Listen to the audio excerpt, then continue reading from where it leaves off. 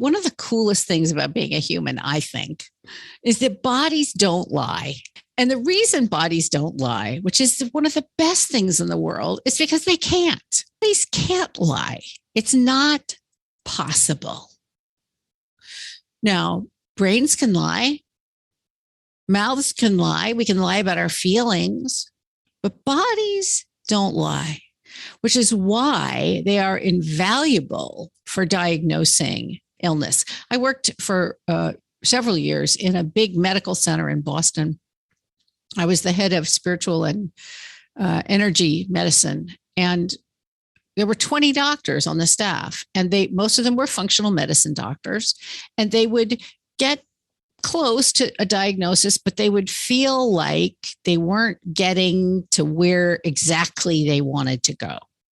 And invariably, the man who founded the place would, started by calling me on the phone and saying, "Hi, I'm sitting in my office with a patient who," and he'd say this, this, this. I wouldn't know the person's name, how old they were, what he thought the problem was. And he'd say, "Can you tune in and see what you get?" So I would do that. And I would tell him, "Oh, well, what you think is actually a swollen knee has nothing to do with a swollen knee.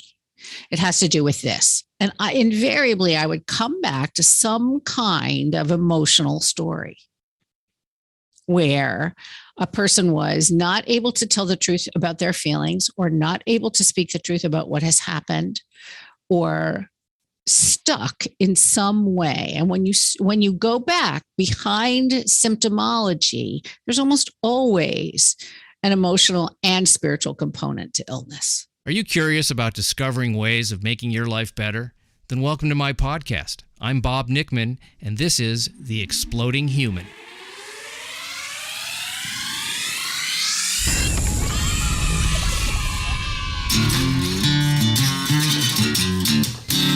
Listen in while I talk with all kinds of people in the fields of personal growth, health and healing, alternative therapies, psychology, spirituality, environment, and the future. I'm looking for those answers that make life better for everyone. You'll meet cutting-edge practitioners, doctors, artists, filmmakers, business people, and those who have overcome challenges. The brave, the curious, anyone who's out there helping us humans to explore, expand, and explode. Hey, welcome to The Exploding Human. My name is Bob Nickman. My guest today is Dr. Susan Corso. She is a metaphysician and has spent 40 years in the field of spiritual healing. She is an expert on managing the human energy system through work with the chakras. We're going to find out more about that in a minute. First, I'd like to invite you to visit my website, theexplodinghuman.com. Over there, you can listen to episodes, read synopses, see photos of my guests, a little bio on myself, and there is a donate button if you'd like to support the show through Patreon. Thank you very much. There's also a YouTube channel, The Exploding Human with Bob Nickman. You can listen to episodes there, and the Exploding Human Facebook page. As I said, my guest today is Dr. Susan Corso. She spent the last 40 years as a spiritual healer. She is the former head of the spiritual and energy medicine at Vision Healthcare in Boston, Massachusetts, and she is a gifted medical intuitive. And we're going to be talking about chakras, what they are, what it looks like, what colors are associated with them, and how we can heal energetically. We get into some things about the origins of disease and trauma, and we talk about some of the ways that we can work with ourselves. Susan is an absolute delightful guest. The time went so fast that I'm going to have to talk to her again. So here we go. This is Dr. Susan Corso. Good morning, Susan. It's so great to meet you, and I'm glad we got to talk before the recording. Good morning, Bob. How are you? I am so good. I'm really happy to talk to you. We had a little delightful pre-interview conversation, which was nice. And you mentioned something about people leaking energy all day long, and the ways that people do that, and what transpires when that happens. Can you talk about that? I found that really an interesting way of putting it. Sure. All beings are, let's just start with this. All beings are energetic beings. So what that actually means in concrete terms, let's start there, is that when doctors go to medical school, they study 11 systems. You know, the skeletal system, the respiratory system, the circulatory system, all those ones that you learned about in anatomy class in the 8th grade. But there's a bigger question that raises, and that is, what causes a circulatory system to circulate? What causes a respiratory system to respire? Well, I would say that what causes it is life force. And life force is a spark of life. And I mean that quite literally, that exists within each one of us. It's the animating force. Now, it has all kinds of names: chi, prana, mana, life force, Reiki, whatever you want to call it. Doesn't really matter. It doesn't care what you call it. But for argument's sake, life force. I tend to look at the world through the lens of the chakras. And the chakras are the life force seen through a prism. That's why they're rainbow colored from the bottom of the spine. A little higher than that, up above. Okay. So leaky is this. Let's say you walk into a big apartment building and there's a doorman. And the doorman's crabby, right? Doesn't say anything nice to you. Okay. And you say to yourself, I wonder what bit that guy, right? That's a clean interaction. You're not leaving any of yourself with that person. You're just noticing that that person is not available to connect with you.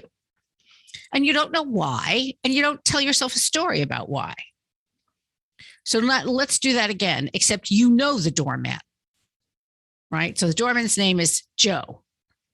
And you come in and like you do every morning and you go, "Hey, Joe, how are you?" And the doorman is crabby. Well, then you go, "Wait a minute, what did I do?" Right?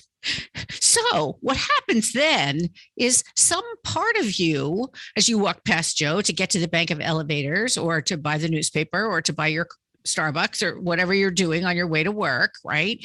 You leave a little piece of yourself with Joe and you tell yourself a story about that. Wait a minute, Joe is usually nice to me. Today, Joe was crabby to me. Something must be wrong between us. How much of yourself do you leave? Well, let's just, for argument's sake, say that it's 1%. Do you really think that by 5 o'clock that day, you are not going to have interacted with 100 people? Of course you are. Think of the number of emails in your inbox. Each of those is a person. Emails don't send themselves, except when my cat Smooch sends mine, but right, but I write them. Smooch does not type. So, okay, you leave a piece of yourself when there's a story that's unfinished. You're giving something of yourself through your thought process. Really, it's it's all imagined. It's all perception. It's attention. It's attention is what it is. Okay. What you attend to. Here's an interesting thing, right? We say, you're in school, right? Pay attention, Bob. Yeah. Well, pay attention. There's a cost to attention. And when I'm paying attention to Bob, I am not paying attention to Joe the doorman. So if I don't have enough me, because it's actually 5:30 and I'm just getting home and I'm toast and I do not want to see a spouse or kids or a dog or a television or a newspaper. I want to see silence and quiet and a little bit of restorative time. But these are even more people that I have to interact with. It's an Aikido thing, you know. In Aikido, when someone attacks an Aikido master, that Aikido master deals with the attacker, right? But when there's another attacker, the Aikido master finishes with the first person and then returns to herself before she goes to person 2. What we aren't taught how to do is to return to self. So Joe is crabby, and you don't know why Joe is crabby. Maybe Joe has an upset stomach. Maybe Joe had a fight with his boyfriend this morning. I mean, maybe Joe's shoes are too tight. You have no clue about why Joe is cranky, right? But you make it personal, and you leave a piece of yourself there. Now, that's Joe, and it's 1%, and it's a 3-sentence interaction. But what happens? Let's ratchet up the cost here. What happens when that's actually a fight with your girlfriend that takes 25 minutes and is done, but not resolved? You determine to go to your separate corners and hang in there. Oh, well, then that's a whole lot more than 1%. That costs a whole lot more.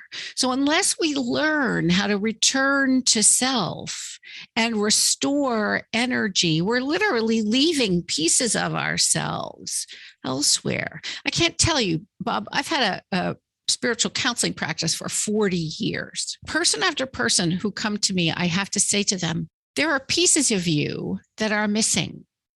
Like you're a paper doll and you've just, cut out little edge pieces and made confetti everywhere.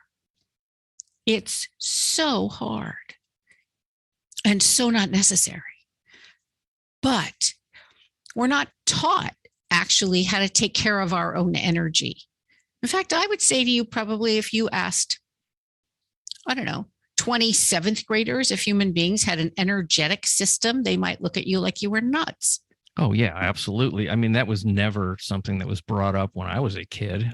Never. No, nor I. But even in spiritual or religious practices, I won't say spiritual because those sometimes are the exact opposite. Right.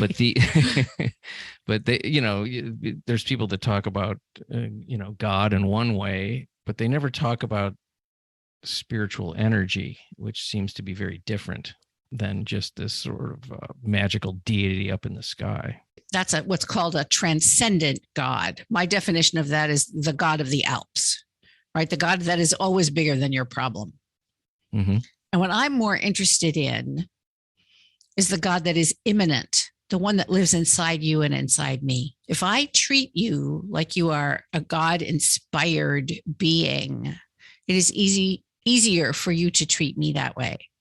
But if I treat you like something I found on the bottom of my shoe, then you have every right to treat me the same way. Yeah. Are there practices and cultures that you see more of what you're talking about as endemic to that culture, that much more so than our Western culture? Because it seems like we've lost a lot of that if it was ever there. Yes, certainly indigenous culture has, and I mean that from sea to shining sea to shining sea to shining sea and pole to pole to pole to pole, all indigenous culture tends to have a connection to natural rhythm. And if they have a connection to natural rhythm, be it the sun, be it the moon, be it a calendar of a particular kind, it doesn't really matter how it's defined, the hours of the day, light and dark. There's all kinds of ways to connect to nature. Certainly indigenous to the United States, there is a whole totemic culture of animal identification called animal medicine. And so those cultures that have stayed connected to the rhythms of nature include themselves in that rhythm of nature. So they pay more attention to their own natural rhythms. In the old times, when the Jewish tribes were functional as tribes, the women, when they were at their roughest emotionally, their bleeding times, went into what was called a red tent. And they set themselves apart. Now, that was partly due to the cleanliness laws, but it also protected everybody from emotional excess and PMS. Women listen to their own rhythms. Part of the menstrual cycle of a woman tends to make her want to nest and come away from busyness. So I think it's what has happened in the West in particular, American culture certainly, and industrial culture, is that we have worked very, very, very hard to learn how to use our brains to override our minds. Yeah, that's true. And it's about a lot of it's about, this is not really the right, well, it is the right word, but it's a sad word, conquering nature, overcoming it. I mean, I was, growing up, I basically was taught, not, if not overtly, it was certainly there, this idea that we can dominate nature. Bugs are bad. The elements are something to be fought. Mm-hmm. All those, it's really interesting stuff. And when you're a kid, what's the most fun thing to do? I grew up in Ohio, so going out in the snow, so much fun. But the adults are like, we got to get snow plows. We have to make sure and some of that's real stuff too for survival. But it was like, oh no, a snowstorm. Oh no, a rainstorm. A tree is growing onto something. We need to chop it back. It's an interesting idea because there is some survival pieces to that are essential, but there's also this idea that nature is something to be fended off. It is a skewing of a biblical teaching, actually, that God gave humankind dominion. That dominion and domineering are not so far apart, right? Yeah. When in fact, yes, humankind were given dominion, absolutely, but not over nature, not over animals. We were given dominion between our own ears if we will learn how to use it. And I don't have dominion between your ears. You have dominion between your ears. The only dominion I have is between my ears. What am I going to think? How am I going to interact with this? And yes, because what happens when we approach nature as something to be overcome is then we ourselves, because we are a part of nature, whether we like that or we don't like it, treat ourselves like there's something to overcome. How many people do you know who are crazy, wildly trying to control their emotions all the time? Mm-hmm. Ever met a 3-year-old? That 3-year-old's mad. You know that scientifically most emotions last for 90 seconds. 90 seconds. That 3-year-old's mad. That 3-year-old gets mad, gets over it, and 2 minutes later is watching Barney and totally happy. Yes. We don't, though. I get mad, and then my brain pipes in, wait a minute, nice girls don't get mad. Well, I have a few choice things to say about that, but maybe they're not for public consumption. This nice girl gets mad. And why does that need squashing? Now, maybe I don't need to screech in the middle of the subway or in your ear, since we're talking on amplified things at the moment. No, but do I need to get mad if I'm mad? I need to honor mad if I'm mad. And we don't do that. We squash it. Mm-hmm. And then we get cancer and we want to know why. That's an interesting thought of disease tied in with unexpressed emotion or thought, creating certain types of diseases. And I think that that's probably true. People even say, I'm having a gut reaction to something. I can't stomach that. Yeah, and it does seem to start there in a sense. I know when I'm upset, let's say, the word I use is I'm churning. Good word. Yeah, and or I feel a lump, like a thick mass, like in my throat. So there's a breathing, like I can't fucking breathe, mm-hmm. Or my stomach is churning. I never go. If I'm upset, I don't go, oh, my pinky's bothering me. No, it's always in the center of the body somewhere. Right, exactly. I am so mad at you. My toe is itching. I can't even believe it. No, but bodies, one of the coolest things about being a human, I think, is that bodies don't lie. And the reason bodies don't lie, which is one of the best things in the world, is because they can't. Bodies can't lie. It's not possible. Now, brains can lie, mouths can lie, we can lie about our feelings, but bodies don't lie, which is why they are invaluable for diagnosing illness. I worked for several years in a big medical center in Boston. I was the head of spiritual and energy medicine. And there were 20 doctors on the staff, and most of them were functional medicine doctors, and they would get close to a diagnosis, but they would feel like they weren't getting to where exactly they wanted to go. And invariably, the man who founded the place would, started by calling me on the phone and saying, "Hi, I'm sitting in my office with a patient who," and he'd say this, this, this. I wouldn't know the person's name, how old they were, what he thought the problem was. And he'd say, "Can you tune in and see what you get?" So I would do that. And I would tell him, "Oh, well, what you think is actually a swollen knee has nothing to do with a swollen knee. It has to do with this." And invariably, I would come back to some kind of emotional story where a person was not able to tell the truth about their feelings, or not able to speak the truth about what has happened, or stuck in some way. And when you go back behind symptomology, there's almost always an emotional and spiritual component to illness, because it doesn't show up in the body till last. The body is the densest part of a human being. And I mean that, geophysically, that's actual fact. Your body is denser than your feelings. Your feelings are as dense as water. Your feelings are fast like water.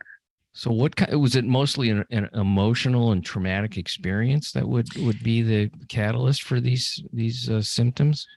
Well, what's so interesting about this, I don't think there is a subject that could have kept me interested in it as long as human beings have, except human beings. Because even if I was sitting in a room, let's say at a clinic full of 50 people who wanted to lose weight, let's just call it that.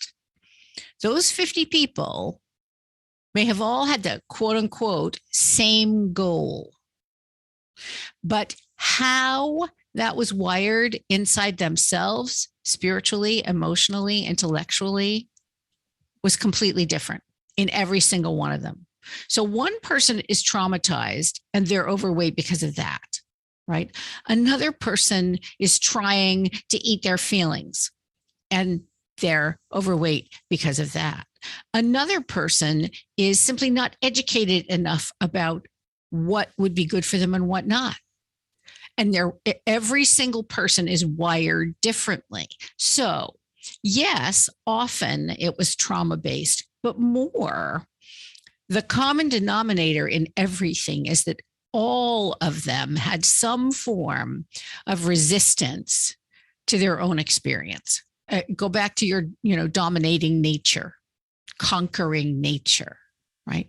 We view ourselves as something that needs conquering. That's not what any of us need, not even those who are caught in a dreadful addiction pattern. All of us have a truth that we're not living. If we're suffering, there's truth that we're not living. Now, we might know it. We might not know it. We might have an inkling about it. We might have no inkling whatsoever. But deep down, each one of us is here for a reason. The common reason is that we're all here to grow, as far as I'm concerned. If you're not growing here, you're not doing it. And in my belief system, you get to come back and do it over.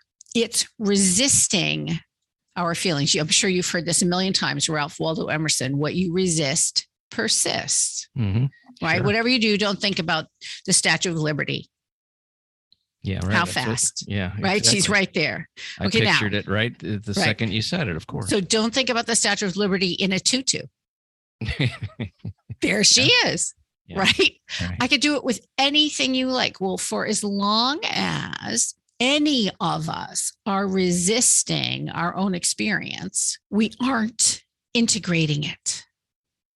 I choose that word deliberately. What we're doing is we're cutting off a piece of ourselves. We're saying, oh no, let's just freeze dry that and put it over there. And we'll never add water and we'll never have to deal with it. Well, that's not true, because you yourself are an integrity. The planet is an integrity. That's one of the reasons we're suffering from climate change, is we have treated planet Earth like it's not an integrity, like it's something that we can cut up into tiny pieces and serve like, hors d'oeuvres. Here, have shale, have oil, have coal, have, wait. Yes, trauma-based, but more, how do we then bring someone forward out of resistance to this, whatever this thing is? And the thing is, Bob, you and I can have been through the same experience. Let's say when we were 10, both of us were in terrible car accidents. Random stuff happens, car accidents happen. I'm going to have that symptomologically in my system completely differently than you. Sure. It's going to show up in a different way. I'm going to experience it in a different way. I'm going to need to release it in a different way. I am going to have to do some forgiving. I'm going to have to do some letting go. I'm going to have to do some figuring out of, why did I wire this up this way, right? I might have decided that I will never get in a car again. You might have decided, that's it. I'm going to be a race car driver.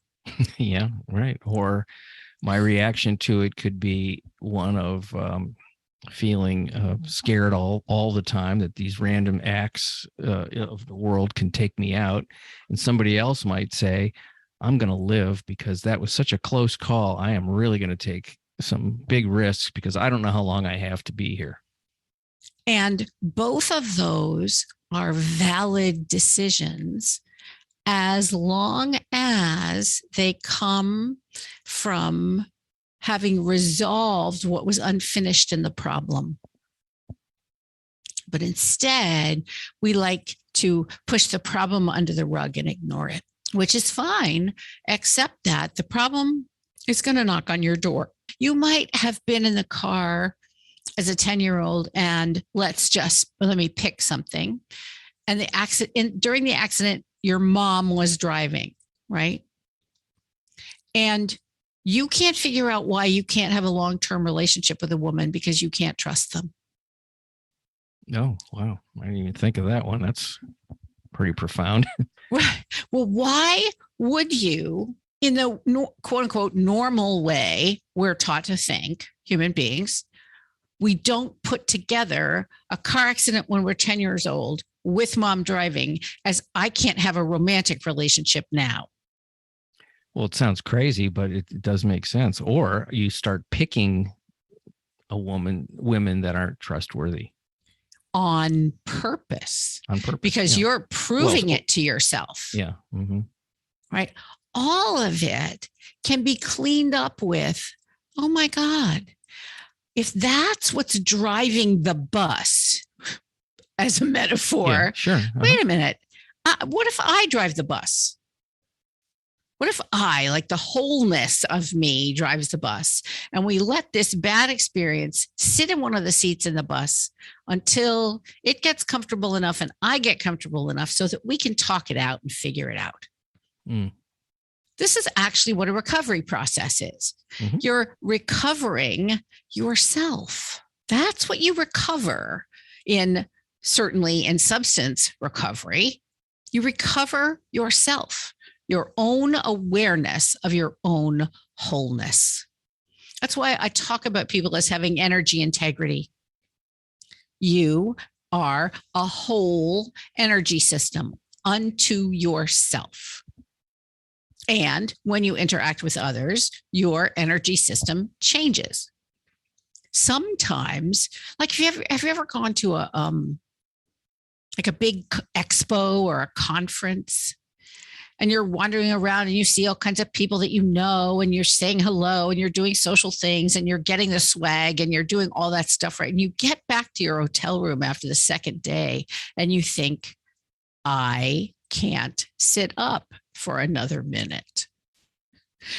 That's because of all the energy you've exchanged. What you need is to recharge. How do you recharge? That's the question. It's the question that every one of my clients in one form or another has asked me, how do I regenerate my own energy? I've got too much on my plate. My boss expects too much.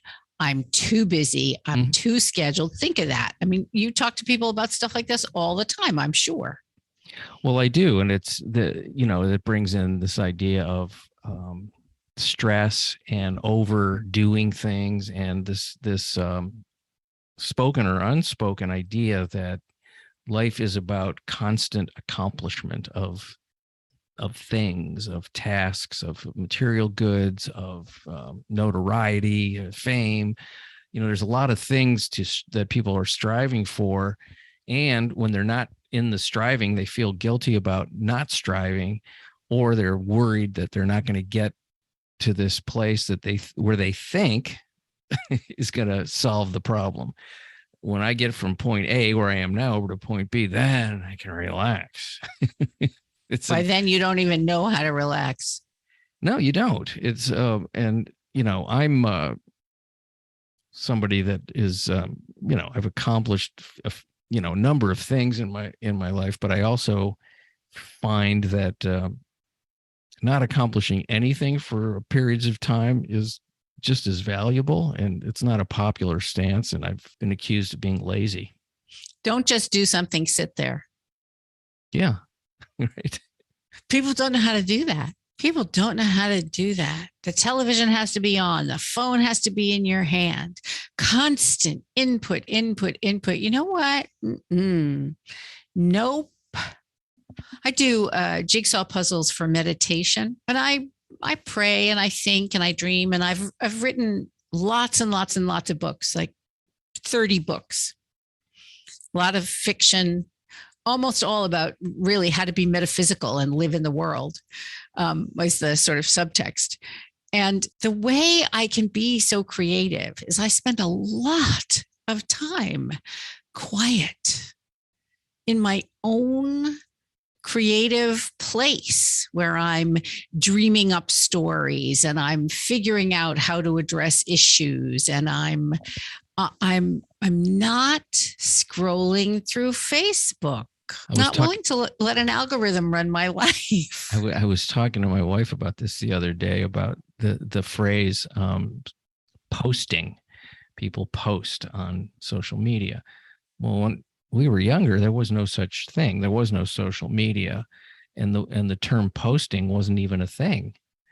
And it's so funny how that's part of, I saw a post and so posted this, and somebody reacted to their post. I'm like, why is that even a thing? Why is posting? I want to know where that came from now. I have to think about that. What the word? Well, I guess it's like the post office. You post a letter, you put it out there for somebody to see. So it became a post, on social media. I'm assuming this, and I'm right most of the time. Of course you are. Don't be silly.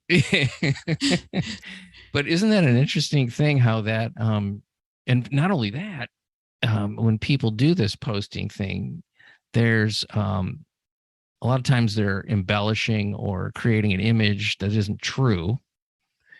And there's reactions from other people of, it can be anything, but there's a lot of, the goal a lot of times is to make other people feel like they're not doing as good as you are.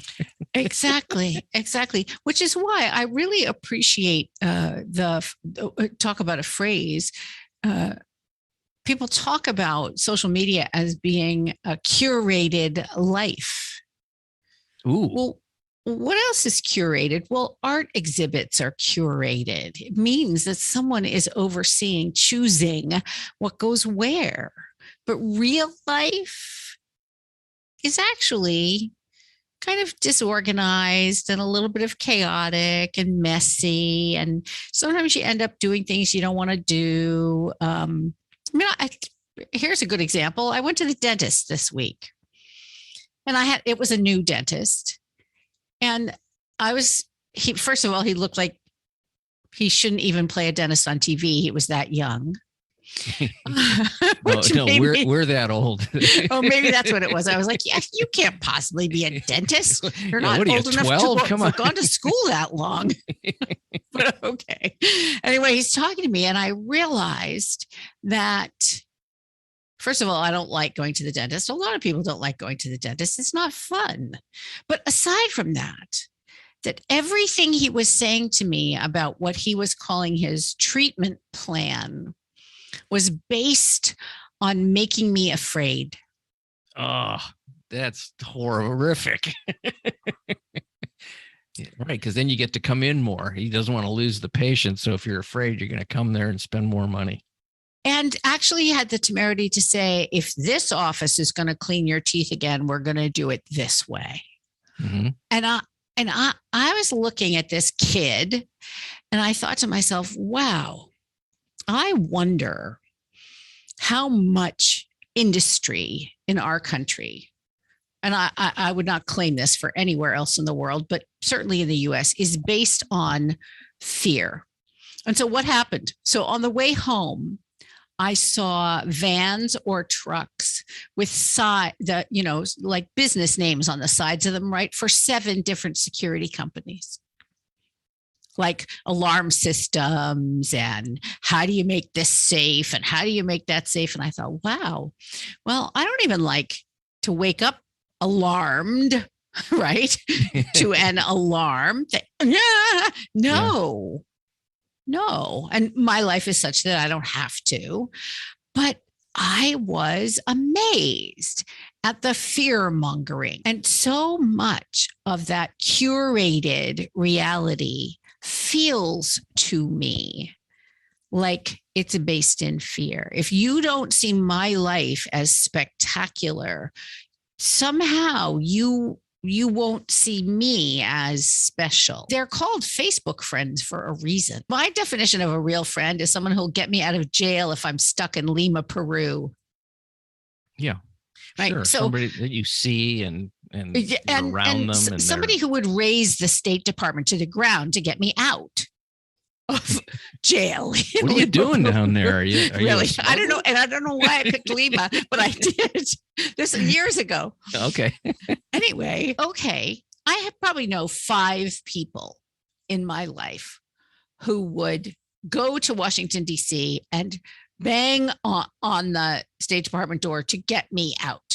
Okay. 5. And I thought that was a treasure trove of people. A lot of people. It is a lot. It is a lot. Real friends. Right. If you got 1 or 2 of those, that's a gift. That's the biggest gift you could have, I think, is those kinds of friends where you go, that's a brother or a sister, basically. And you know what? There are a few people in my life I would do that for. Yeah. Absolutely. But those are the connections that feed human energy. Those are the connections that aren't costly, even if they are a little bit leaky, because the exchange is reciprocal. People say what goes around comes around. And that's the premise of karma as taught in a very casual way in the world. That's really not what karma is, but that's another conversation. Actually represents is reciprocity, right? So if I call one of my friends who would come and get me in Lima, right, and he's busy, he'll say to me, babe, I'm busy. I'll call you later. Click. And I don't think anything of it. But if I called the cable company and someone did that, you'd be mad. I'd be pissed. That's right. Yeah. They don't care. Right. That's right. So the thing to start to look at in terms of your own energetic system, and here is, before we were recording, we were talking about what chakras are. And Bob, you said, yes, I know about chakras, but I don't really know what they are. Yeah. Well, I'm a limited chakra knowledge, and I've read about this stuff for years. And, I've seen the diagrams of where the different chakras are located. I know what the root chakra is and the very good higher chakras that are, more up high in your head or even above your body.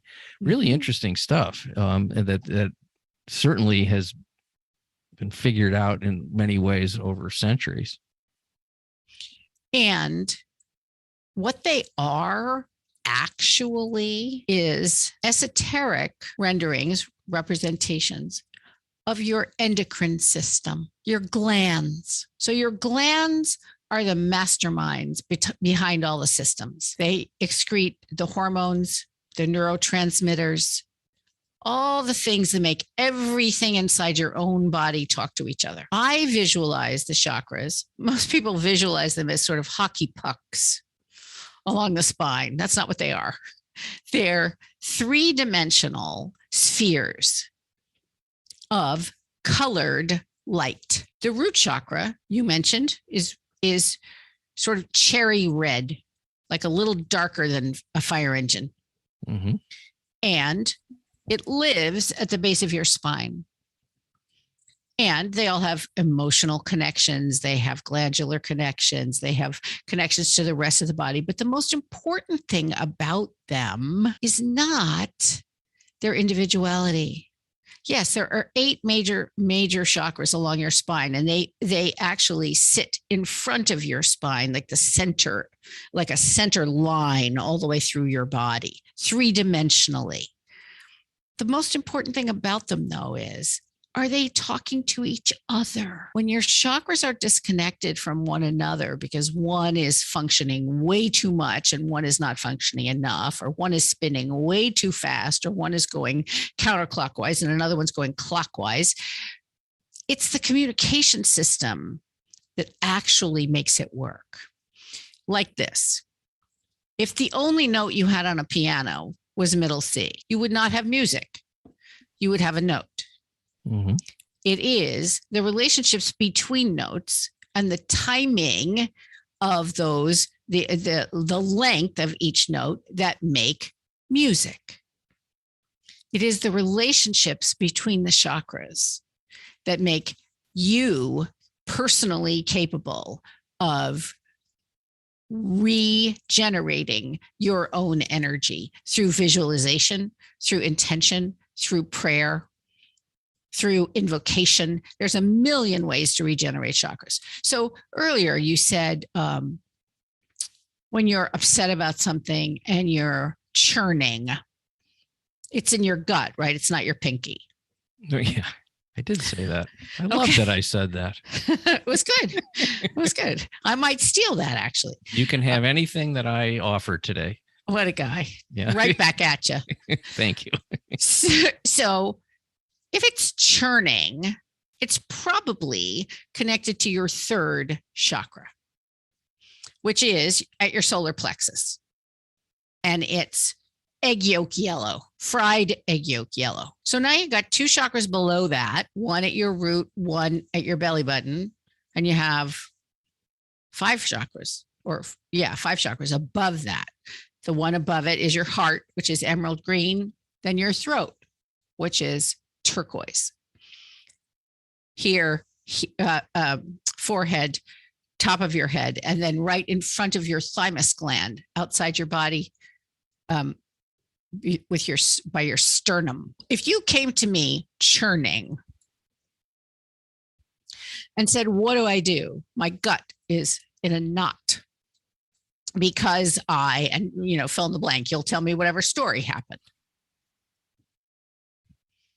I say, okay, we're not going to touch your third chakra. We're not going to touch it at all. If somebody came in to the emergency room with a gunshot wound, would you poke it? I wouldn't. Of course not. You work with the chakras on either side. So I would tell you, okay, let's look at this. And I actually work not with 8 colors. I work with 16 colors, because if you go to the second chakra, which is pumpkin orange, and you want to get to the third chakra, you got to go through a DMZ in the middle. And the DMZ is orange yellow. So it's not just orange and it's not just yellow, it's orange yellow. So the first thing I'd do is I would say to you, okay, connect to your second chakra, become aware of the energy behind your belly button. Great. Now, Imagine that you're floating up your own spine. Oh, you get to the churning, you get to the turmoil, leave it there. Just know that there's support under the churning, right? Now let's go to your fourth chakra, your heart chakra, emerald green, and go down, green, yellow, and feel into that. What does your third chakra actually need?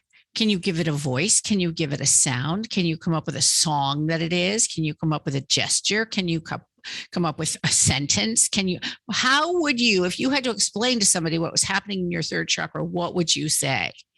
Well, it's churning and it's churning clockwise. Let's just make that up. Okay. Is it going fast or slow? Is it hot or cold? Is it churning angry or is it churning hurt? Or is it churning sad? Oh, well, there are all kinds of variations. I would send you, probably, if it wasn't released during a session, I would send you to an art supply store to buy origami paper. And I would say, find yourself some orange, yellow, and green, and put those colors in front of you until it calms down, right? Just imagine that they're talking to each other because that's what you want.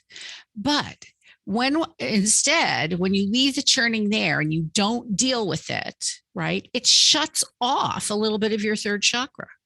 So if most chakras, let's say, are a foot around, right, suddenly this one is 11 inches. How many times do you have to do it before it's gone? Or it never really is gone, but it becomes a spark instead of a full expression. We can learn to manage our own chakras. We can use them also to solve an issue, right? So let's say there's somebody at work who every time you meet with them or you look at them, you feel like you're 3 inches tall. They're condescending, they're obnoxious. They remind you of, I don't know, the nun in the third grade who wrapped your knuckles, whatever, who they remind you of, but they make you feel bad. Tune into your body. Where do you feel bad? Oh, well, there's something in my throat. What haven't you said? And have you not said it to that person, or have you not said it in the bathroom mirror? What are you wanting to say? Get away from me. It's not your right to make me feel bad, right? Your throat will ease. So it's not complicated. It's just that we're not taught to solve problems by going within. We're taught to solve problems by doing something on the outside.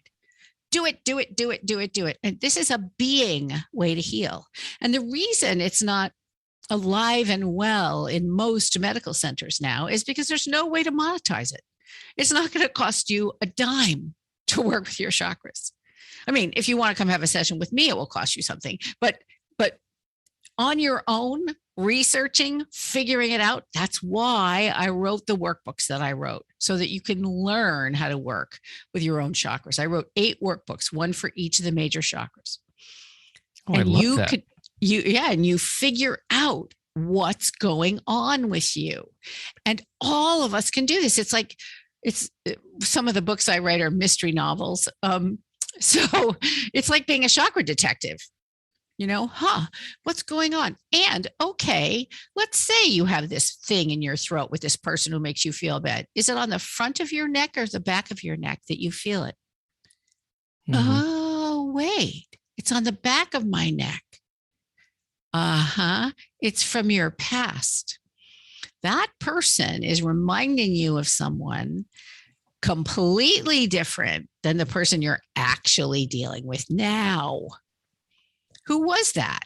Oh, yeah, I had a swimming coach who just made me feel like a creep all the time. Yelling at me and obnoxious. I was a fat kid and I didn't belong on the swim team. So where's the real work? It's probably you sitting down and telling that coach off finally as a grown-up, so that the little you who incurred the injury, if you will, can get it handled. But there are 100 million, zillion, squillion different ways for all those things to be encoded.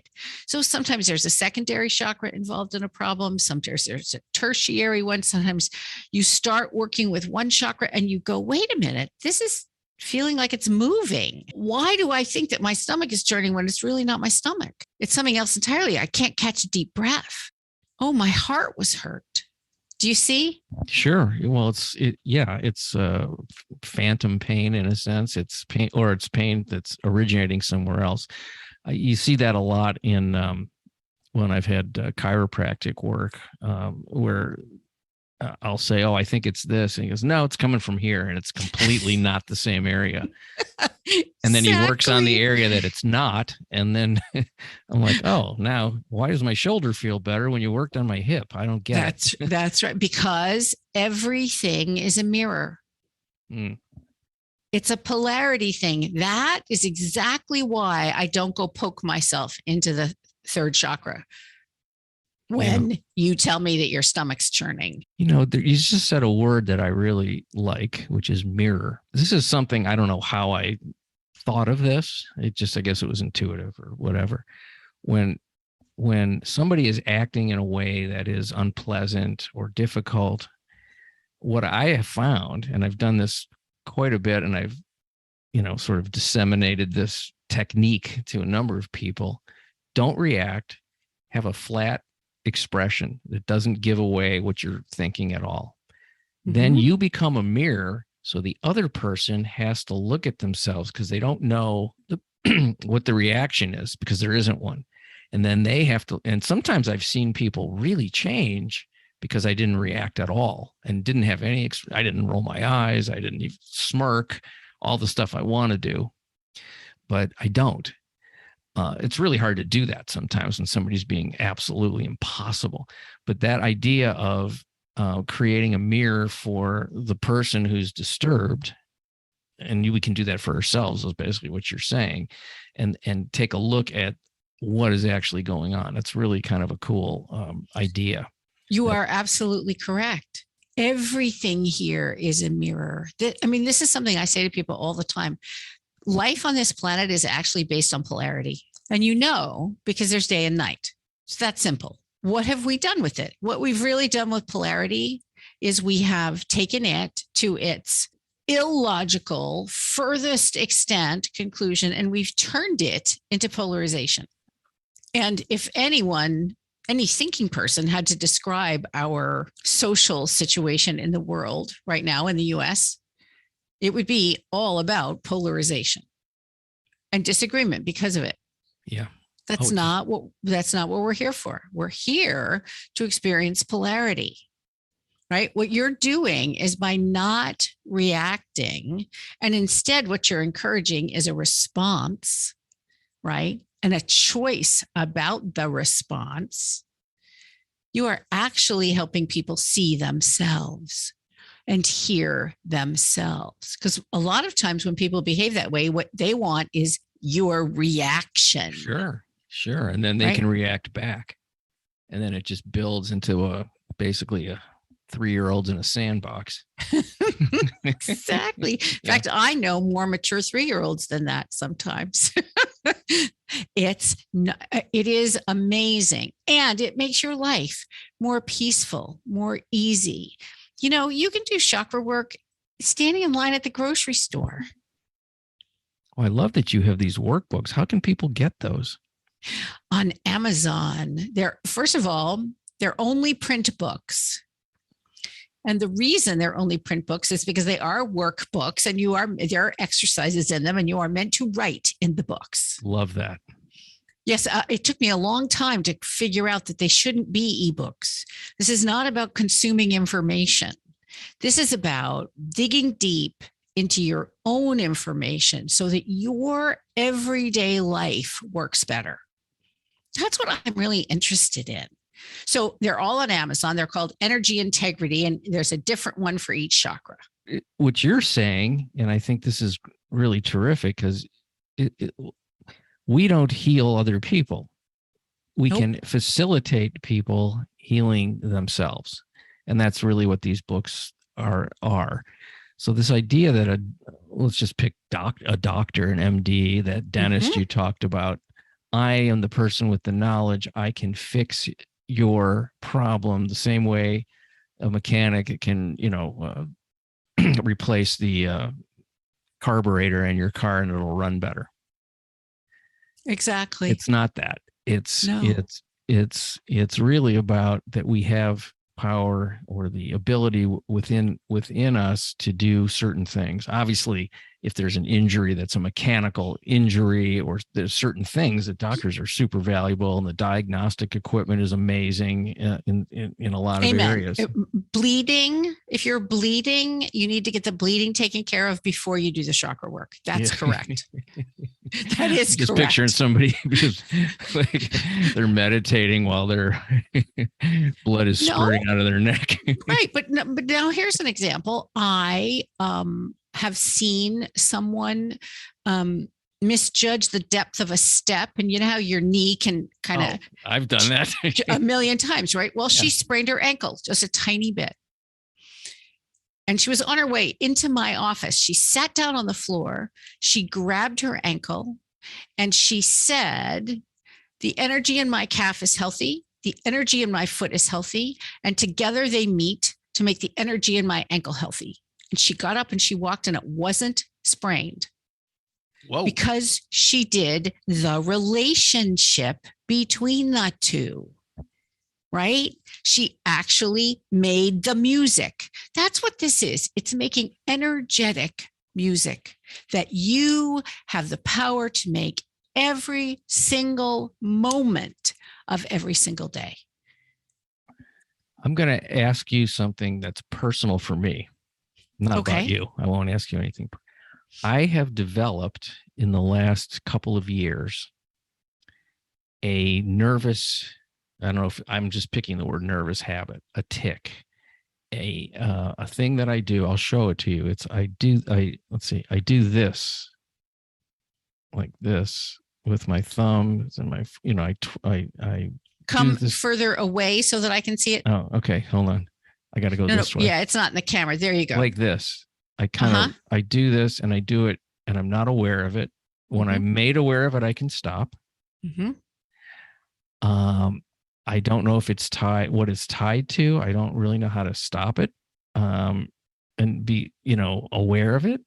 It's way at the extremity of my body because it's my hand and my finger. I do it a little bit on the left, but much more so on the right. And yes, I do notice that it happens more when I'm troubled.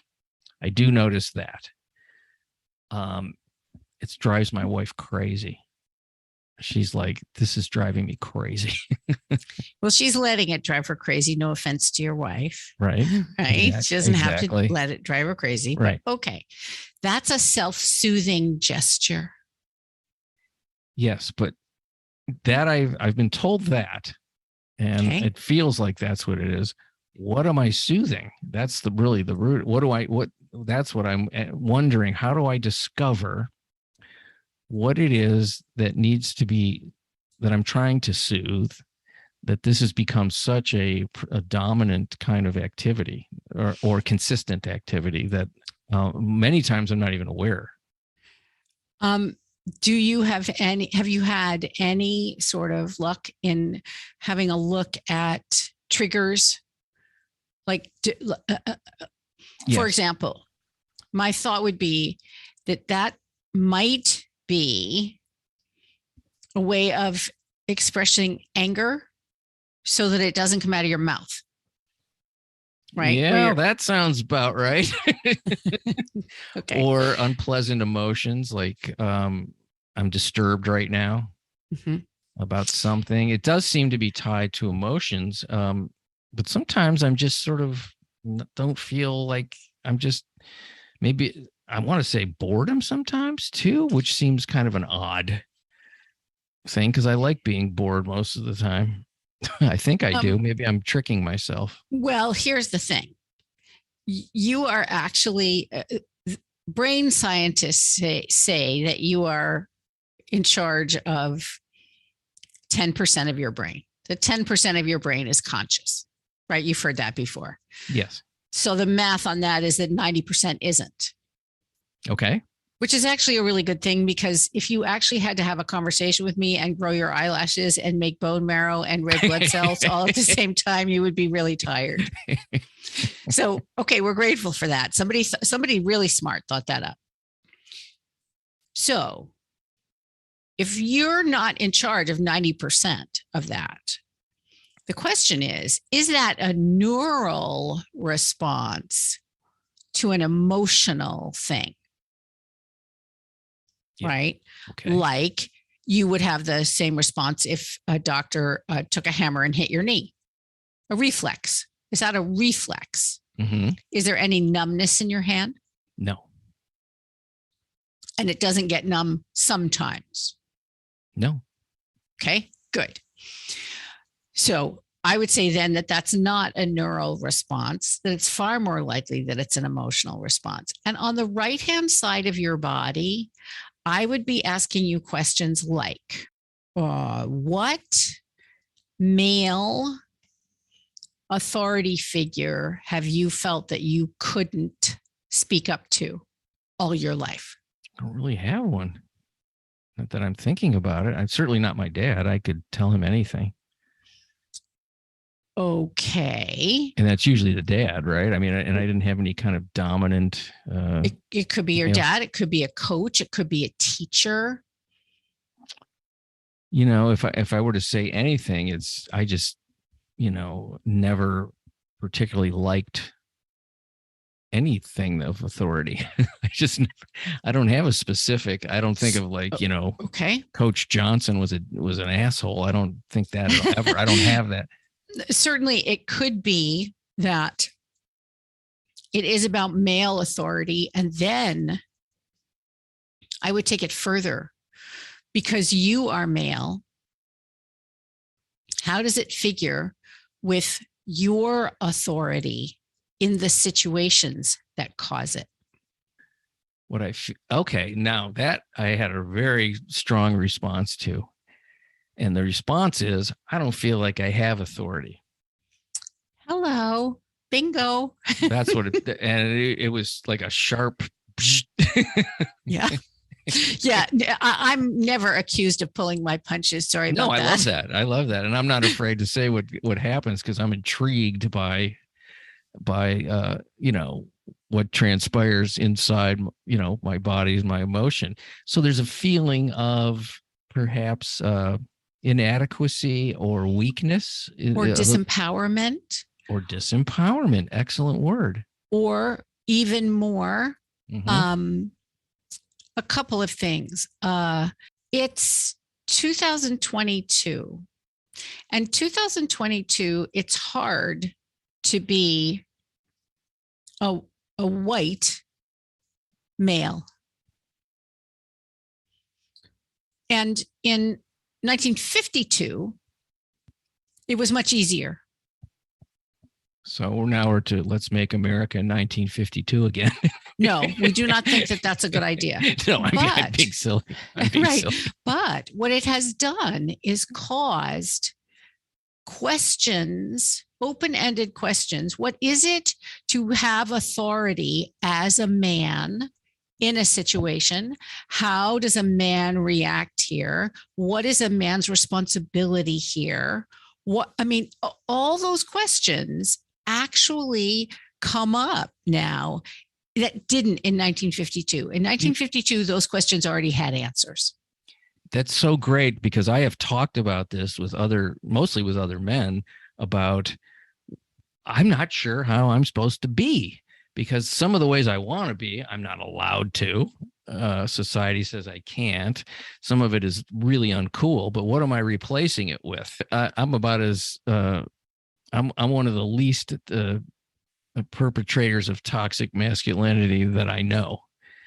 But maybe part of that feels like maybe I, not that I need to be a chauvinist or any of that stuff, but what is replacing that for me that I don't, what can I, I guess maybe part of it is that I used to get a lot of that from my work experience and affirmation, yeah, and acknowledgement and connection. Yeah, and money too. Those are all acknowledgments. And since that has not been as dominant in my life for a number of years, I'm thinking maybe that could be part of it. Because I was going to ask you, like, what if you're trying to be as authentic and yourself as you can? Like, I know that you were on Broadway at one point in your career and you went, this is not for me. I want to do this other thing. And I've been denying my intuitive thing. And this has become your life work. What if the things that you love, that you're trying to do, are not happening? And I think that's part of it too. It's like there's a thing of, well, I want to do this, but it's not really, and it feels like it's not because of me. Right. It's circumstances. Yeah. Or your vision is very big and it requires cooperation from other people. So, okay. So am I failing as a man? How about that? Those fingers. Yeah. Am I failing as a man? Yeah. Well, it was interesting when you said that, the hand that I'm not holding the microphone with started doing it. I went like this. Uh-huh. So, okay. Now I'm really disturbed. No, I don't think you should be disturbed. I think in a good way. I like good. This. I think you should start to ask yourself some questions. Like, okay, what kind of a guy do I want to be in this situation? And how can I make valid the kind of man I am, whether it goes with what masculinity says it needs to be in the world? Because all those are big, broad stroke. Yes. I mean, if it were medieval times, you would want to be Sir Gawain, right? Yeah. But those are big ideas. Those aren't, how did Sir Gawain brush his teeth? No one is talking about. Right. Right. And did he brush his teeth? Really? Probably not. But we're talking about how to be the kind of man you want to be in everyday life. So what I would send you off to do is get the 5th chakra workbook, which is the turquoise one for here, because this is at the end of your arm, right? Okay. Your arm comes right back to your throat. Okay. I would say, let's look at your past and how you learned to be a man. Let's look at your present and see what kind of man you are now, and if you're glad about that. And let's look at your future and decide what kind of man you want to be. Because, I know you're very out there about your recovery. And I'm sure as a sponsor, you are an example. And you're wanting to be a particular kind of example. There is a lot of disempowerment in male people these days, and with reason, because there's been a whole lot of tisk. This is not what you're supposed to be doing. But there's not a whole lot of, oh, honey, do this instead.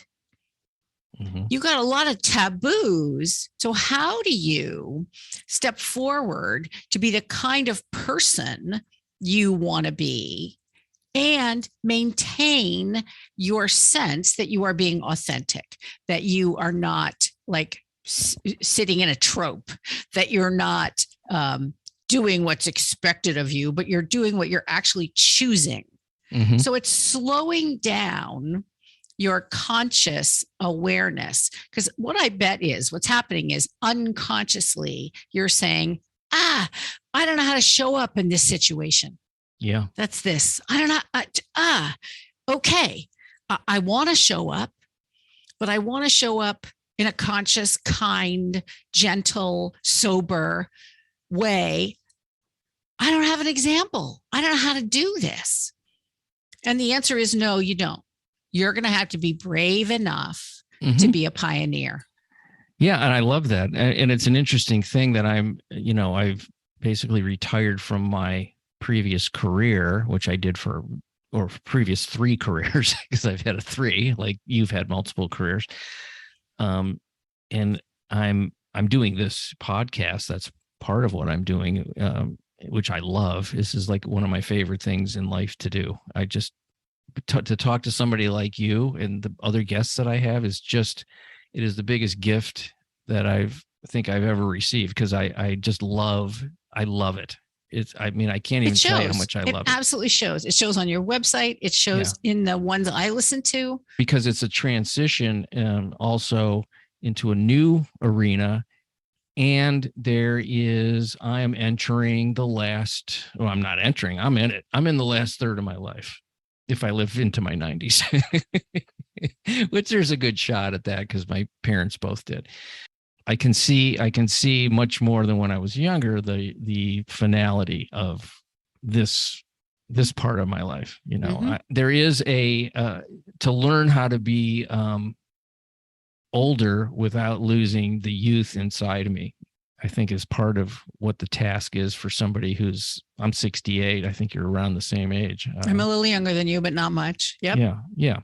So you probably are experiencing that yourself in some ways. It's like, well, what's important to me? Like you've done that, and I'm sure you're still always changing and morphing because that's what we do. Mm-hmm. But you moved from a busy city to a quieter place. I love where I live, so that's not an issue. But it's how do I spend my days, and how do I feel good about how I'm doing that? This is certainly one of the main things. Anyway, I'm rambling, but I feel like I can trust you. That's why I'm saying these things. I'm glad. The other question I would have for you about this is this: you implied that there's a certain aspect of feeling thwarted about going forward and doing the things you want to do. Yeah. Mm-hmm. I wonder if that actually is coming from a younger man's expectation of what you want, as opposed to an adult, elder's surrendered place where you are used to reach the people that you need to reach. Mm. Do you see the difference? I sure do. Absolutely, some of that's a habit, right? One of the things I had to get really clear about before I started talking to podcast hosts was what is actually really important to me here. And what's really important to me about this, about having conversations like this, is this: we should be teaching energy stuff to people like we teach hygiene, right? You brush your teeth, you wash your hair, you go to the dentist, you take a shower, you have your clothes are clean, you do all of those. This is energetic hygiene. And instead, what we have is social media, which makes for a disaster, right? It's like all of us are bathing in dirty water on social media. And I don't diss social media. It is absolutely something that is right for some people and circumstances. But I have a passion for teaching people how to wake up to their own energetic truth, because you can get well, right? Mm-hmm. I say, do the chakra workbook and see how it changes your hand. And the other thing is, go to some like woo-woo store and get yourself a piece of turquoise rock. And it doesn't matter what kind of rock it is, as long as it's turquoise colored. When you start to do that, hold that rock. All right. I've got turquoise here. I don't need to go to a store. Good. Just pick that up. Yeah. And the other thing you can actually do is make a request. And that is, let me be conscious of this. From the moment it is happening, let me be conscious of this. Okay. And be shown, because I'm willing to bet it's a place in you where you're having trouble getting into the jump rope of participation as the kind of man that you want to be, because you are not sure if he's welcome. Damn. That's some heavy shit right there. Well, yes. I am known for saying to people, listen, I don't really care if you wear red pants or black pants, but if you want to know whether to take your mother off life support, I'm a good person to know. Right? I mean, those are the things that I deal with in life. Boy, are you a delight. Thank you. Yes. And right back at you, the same thing. This is fun. Yeah. So how do people, I'm assuming you do sessions on over the internet? I do. Okay. So let's tell folks how they can get a hold of you if they want to do this. Thank you for doing that with me. I didn't know that was going to happen. My sincere pleasure. Yeah. Two things. First of all, I would like to offer your audience a free gift, and I mean a free gift, and that's this. If you will go to chakras.susancorso.com, that's CHAKRAS.SUSANCORSO.com. There is a free gift for you, and that is one of 2 digital downloads for what I call the less mores. So the less mores are ways to start to work with your chakras immediately. So let's do the 5th chakra because that's yours, right? Than the one that we've just worked with, right? So the less is criticizing less. So when you're dealing with 5th chakra issues, you daily criticize less and you celebrate more. And what is cool about that, particularly for the situation you just described to me, is part of what's causing this hand thing for you is self-criticism. Let's get the criticism out of the way and celebrate the kind of man you actually are. So there's that. Now, if people want to actually find me, you can go to susancorso.com or to a website about my spiritual work, which is ampersand.org, IAMPERSAND.org. And I will send you an email and ask you to put those in the show notes. And send me the contact form and I'd be glad to work with you. Fantastic. So actually you're spelling out the word ampersand. It's not the actual ampersand. That's correct. Yeah. And that's based on something I said a very long time ago to a peace activist, which was the most important word in every language is and. And it's because what has happened to us is this emphasis on or has started to hurt us. This world is not about you or me, Bob. It's about you and me. And the sooner I know that and the sooner everybody else knows that, the better. Because then we're going to start to take care of each other. And that's what we're here to do. I'm letting that sink in. That's why the long pause. I was feeling it through the screen. Yes. Excellent. I just love talking to you. And boy, that was just tremendous. Thank you for reaching out. Oh, my sincere pleasure. And thank you for inviting me to be a guest. Yes. So contact Susan Corso for all the wonderful work that she does. And Exploding Human fans, we love Susan Corso, and we're going to, and I see how this is part of it. I was going to say, I love you, Susan, too. Thank you. And that was a hard thing for me to say because I'm a man. And wow, good for you, because you didn't know how I was going to react. I didn't want you to take it the wrong way. I wanted you to take it the way. And what I did was I took it right into my heart, and I thought, oh, how cool. I feel so appreciated. You are appreciated, and best to your cat. Smooch, thank you. Smooch the cat, which I didn't get to see, but that's okay. Maybe there'll be a picture somewhere along the. I'll get you a picture of Smooch. She's adorable. Yeah, I have a cat too. So us people that love cats, they're really special creatures. Absolutely. They all are, even giant elk. That's true. That's true. Yeah. I don't even know why I'm saying these things. Thank you so much for being on the show. I really appreciate you. Thank you. Much appreciation to you folks for listening to The Exploding Human. Big thanks to Dr. Susan Corso. Please check out the show notes. There will be links to her websites and her workbooks and all ways to get in touch with her and the fine work she's doing. Have a blessed day. Thank you so much. Bye.